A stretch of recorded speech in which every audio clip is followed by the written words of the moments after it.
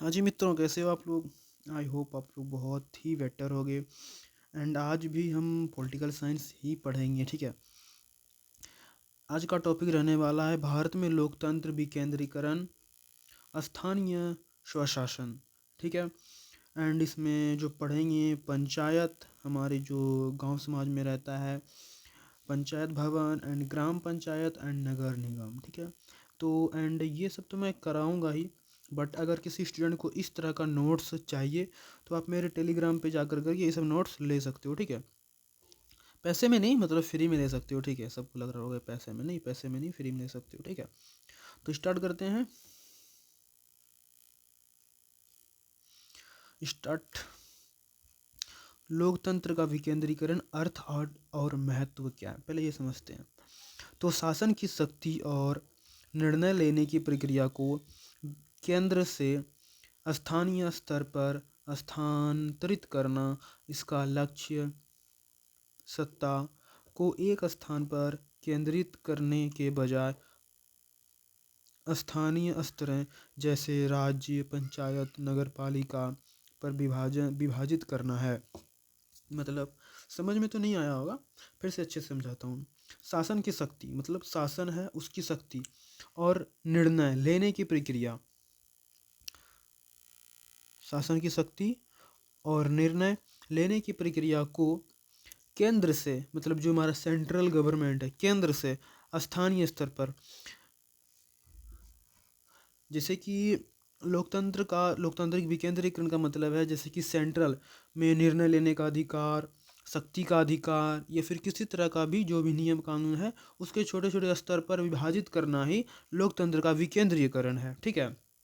इसको सिंपल भाषा में मैं बताऊँ तो इस टाइप से, अगर कोई शक्ति को छोटे छोटे ज़मीनी लेवल पे, स्तर पे बांट दिया जाना ही लोकतंत्र का विकेंद्रीकरण है। लोकतंत्र के अंतर्गत जो भी नियम कानून है उसे ग्राम पंचायत के अंदर, नगर पंचायत के अंदर, या फिर गांव, समाज, नगर, राज्य में विभाजित कर देना कि इसके अकॉर्डिंग जो है कि यहाँ पे ये नियम कानून लगेगा, एंड ग्राम के अकॉर्डिंग यहाँ पे ये नियम कानून लगेगा, एंड लोकतंत्र का ही वो पार्ट है, तो ठीक है। इस मतलब शक्ति का क्या करना, विभाजित करना, एंड नियम कानून का विभाजित करना ही लोकतांत्रिक विकेंद्रीकरण यानी लोकतंत्र का विभाजन करना है, ठीक है। तो केंद्र से स्थानीय स्तर पर, यानी केंद्र से स्थानीय स्तर पर इसका लक्ष्य सत्ता को एक स्थान पर केंद्रित करने के बजाय, मतलब सेंट्रल गवर्नमेंट के बनाने के बजाय छोटे छोटे स्तरों में विभाजित कर देना, जैसे कि राज्य, पंचायत, नगर पालिका पर विभाजित करना ही क्या कहलाता है, लोकतांत्रिक विकेंद्रीकरण, ठीक है। इसका महत्व और उद्देश्य, स्थानीय समुदाय को अधिकार और स्वतंत्रता देना है। मतलब छोटे छोटे स्थानीय, स्थानीय मतलब हम लोग जैसे इंसान हैं, या फिर हमारे क्षेत्र में जो हमारे दरोगा जी हैं उनको अधिकार और स्वतंत्रता देना, ठीक है। कि अगर हम आम इंसान हैं तो हम हमारे अकॉर्डिंग क्या निर्णय लेना है, क्या हमको अधिकार है, इस टाइप से स्वतंत्रता देना, ताकि वे अपने मुद्दे स्वयं हल कर सके। यह नागरिकों की शासन में भागीदारी को बढ़ावा देना। मतलब इसका मुख्य उद्देश्य यही होता है कि छोटे छोटे आदमियों को, जैसे हम लोग हैं, आम इंसान को लोकतंत्रता का अधिकार देना, ताकि अगर हम लोग में कोई ऐसा समस्या, प्रॉब्लम हो तो हम खुद सॉल्व कर सकें, एंड किसी को जागरूक कर सकें, शासन में भागीदारी को बढ़ावा दे सकें, इस टाइप से, ठीक है। तो केंद्रीयकरण बनाम विकेंद्रीयकरण। केंद्रीयकरण, केंद्र है स्थानीय का, और स्थानीय मतलब छोटे छोटे स्थानीय का शासन सीधा केंद्रीय, मतलब छोटे छोटे हर एक चीज का शासन क्या करेगा, केंद्र करेगा। या फिर उसके बजाय विकेंद्रीयकरण का मतलब क्या होता है, केंद्र को पहले राज्य में बांटेगा, एंड राज्य के अकॉर्डिंग स्थानीय शासन को विभाजित करता है, ठीक है।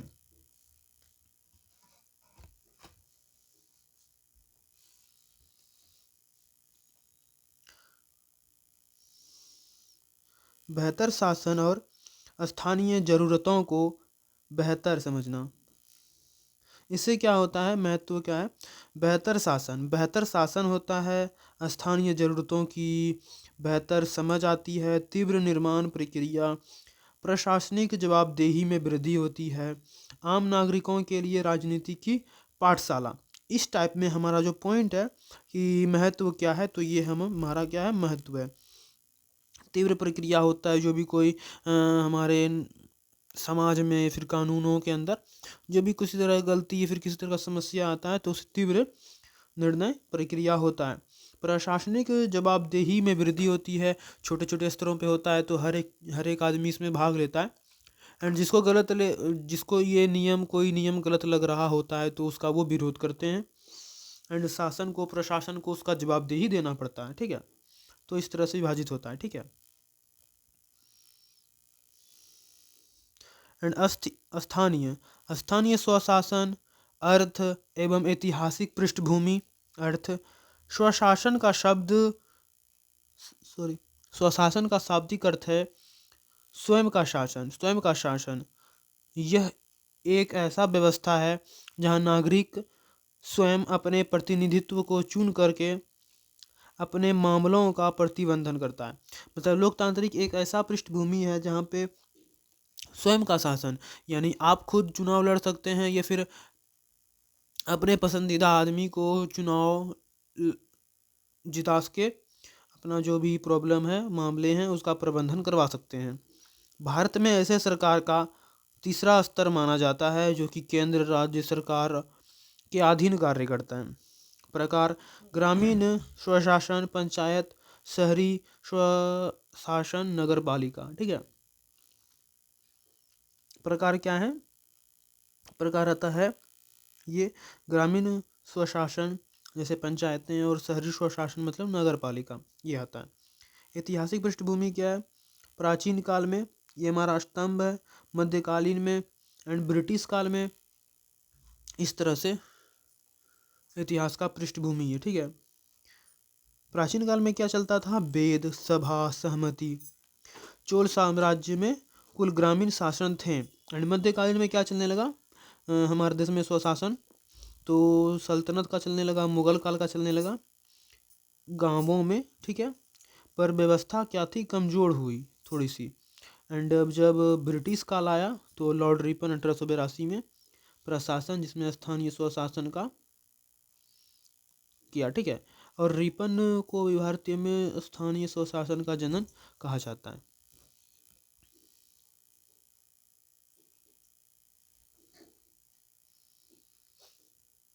स्थानीय स्वशासन पहले इस तरह से थे। ऐतिहासिक पृष्ठभूमि ये है एंड मध्यकालीन ये एंड अभी ये चल रहा है, ठीक है।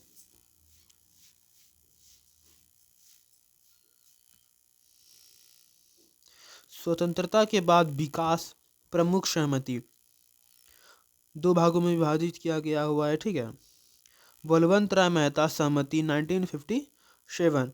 इस सहमति ने लोकतांत्रिक विकेंद्रीकरण की योजना की सिफारिश की, ठीक है।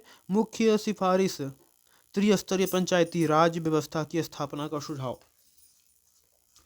जब हमारे देश आज़ाद हुआ तो आज़ाद होने के बाद एक हमारे लीडर थे बलवंत राय मेहता, 1957 में उन्होंने कहा कि इस सहमति ने लोकतांत्रिक विकेंद्रीकरण की योजना सिफारिश की। उन्होंने ही शक्ति को विभाजित करने का बात कहा, ठीक है। तो उसमें उन्होंने क्या कहा कि त्रिस्तरीय पंचायती राज व्यवस्था की स्थापना का सुझाव दिया उन्होंने।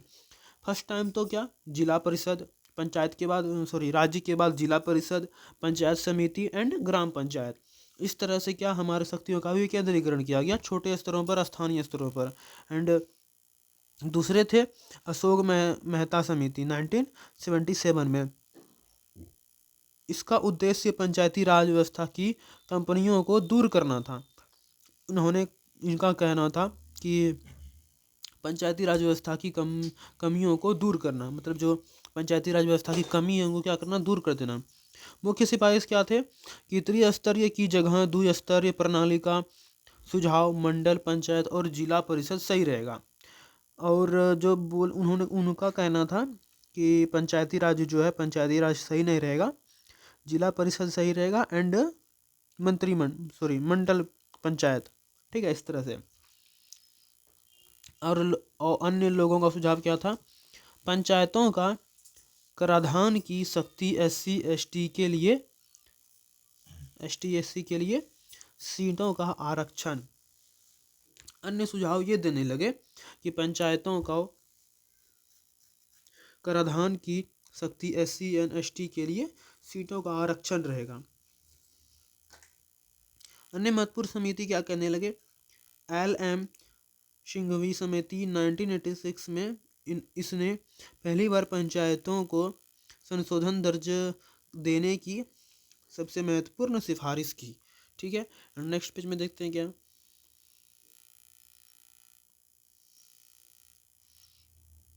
ये हमारा एक ऐतिहासिक कदम 73वीं संविधान संशोधन अधिनियम 1992। यह भारतीय लोकतंत्र में एक मील का पत्थर था। इसके द्वारा पंचायती राज स्थानों को संवैधानिक दर्जा प्रदान किया गया। 24 अप्रैल 1993 में लागू हुआ, इसलिए इस दिन राष्ट्रीय पंचायती राज दिवस मनाया जाता है। ठीक है, मुख्य प्रावधान क्या थे? फर्स्ट नंबर था संवैधानिक मान्यता, दूसरा क्या था त्रिस्तरीय ढांचा, तीसरा क्या था नियमित चुनाव, चौथा क्या था आरक्षण, पांचवा क्या था राज्य चुनाव आयोग और छठा क्या था राज्य वित्त आयोग। समझ में आ गया? एक ऐतिहासिक कदम, इसके अंतर्गत मुख्य प्रावधान क्या आते हैं? 6 आते हैं, जिसको हमने अभी जस्ट बताया। ठीक है, तो पहले हम समझ लेते हैं कि क्या क्या मतलब होता है। तो संवैधानिक मान्यता का मतलब होता है कि भाग 9 में 11वीं अनुसूची जोड़ी गई। ठीक है, त्रिस्तरीय हमने बताया कि हमारे शक्तियों का विकेंद्रीकरण 3 स्तरों में किया जाएगा। ग्राम में, मध्यवर्गीय एंड जिला स्तर के पंचायती अनिवार्य। ठीक है, नियमित चुनाव क्या थे? 5 वर्ष का कार्यकाल, विघटन पर 6 महीने का चुनाव अनिवार्य। ठीक है, कहने का मतलब है कि नियमित चुनाव के अंतर्गत कि अगर सही से चल रहा है तो 5 साल। ठीक है, अगर बीच में कोई अगर किसी तरह का गलती हुई या फिर कोई उसी तरह का दुर्घटना के घटने के कारण 6 महीने में फिर से चुनाव अनिवार्य किया जाएगा। ठीक है, एंड आरक्षण का मतलब है कि छोटे छोटे जातियों को कुछ कुछ सीट आरक्षित की जाएगी, जैसे महिलाओं को 33% का, या फिर किसी किसी चीज़ में गवर्नमेंट जॉब में, या फिर कहीं पे भी स्कॉलरशिप और इत्यादि चीज़ों में आरक्षण का बात किया। ठीक है, एंड राज्य चुनाव आयोग में क्या है? निष्पक्ष चुनाव करने हेतु गठन, एंड राज्य वित्त आयोग में पंचायतियों की वित्तीय स्थिति की समीक्षा हेतु हर 5 साल में गठन। जहाँ तक मुझे लगता है मैंने बता के ये सब कुछ समझा दिया। आप लोगों को अगर कोई प्रॉब्लम होगा तो वीडियो को पोस्ट करके पढ़ लियो। ठीक है,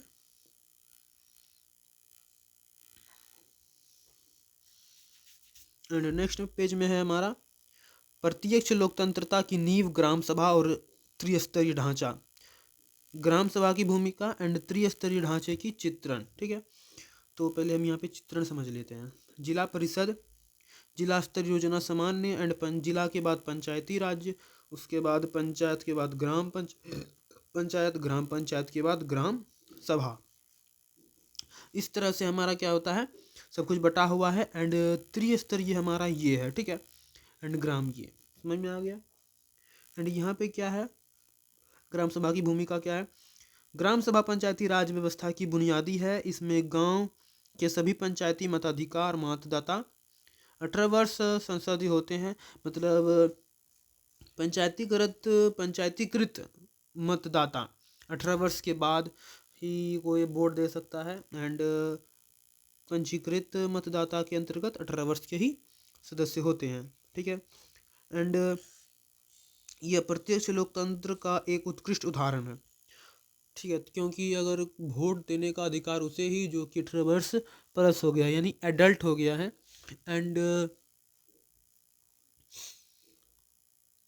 सदस्यों में भाग लेना है कि क्या कार्य करना है क्या नहीं करना है, वो कुछ एडवाइस दे सके, समझ सके, समझाया जा सके। ठीक है, ग्राम पंचायत के कार्यों की निगरानी करती है और बजट को मंजूरी देती है, एंड विकास योजनाओं को लाभार्थियों की पहचान करती है। ठीक है,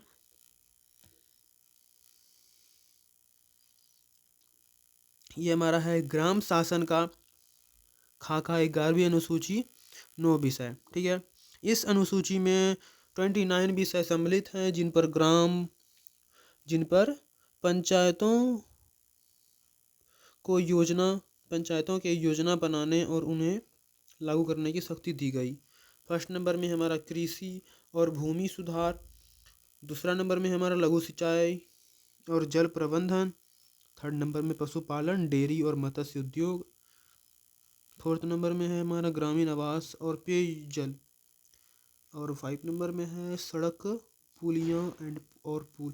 पुलियाँ का मतलब क्या होता है, छोटे छोटे जो पुल होते हैं उसे बोलते हैं पुलियाँ। ठीक है। एंड ये हमारा है नेक्स्ट है